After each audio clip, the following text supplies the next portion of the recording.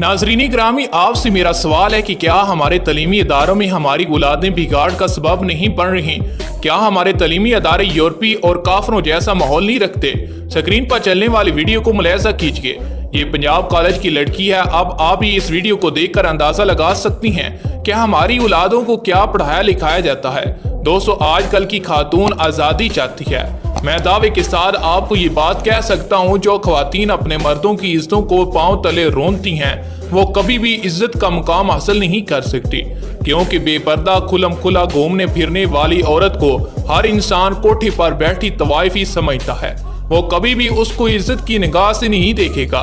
अगर कोई बहन इस्लाम के मुताबिक जिंदगी गुजारे तो हर कोई उसे बहन, माँ या अच्छे अल्फाज में ही याद करेगा। नहायत ही अफसोस के साथ कहना पड़ रहा है कि हम और हमारी औलादें इन काफरों की चालों, टिक टॉक, स्नैक जैसी चालों के अंदर मुकम्मल तौर पर फंस चुकी हैं। हर औरत मर्द दिन रात फेम हासिल करने की खातिर कुछ भी करने को तैयार है।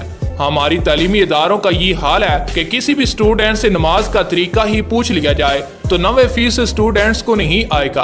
अगर 1960 में बनी हुई पुरानी फिल्म का पूछ लिया जाए तो सब एक एक पल का सीन आपको बताएंगे। तमाम तालीमी इदारों से दरख्वास्त की जाती है कि खुदारा अपने निज़ाम को इस्लामी बनाए।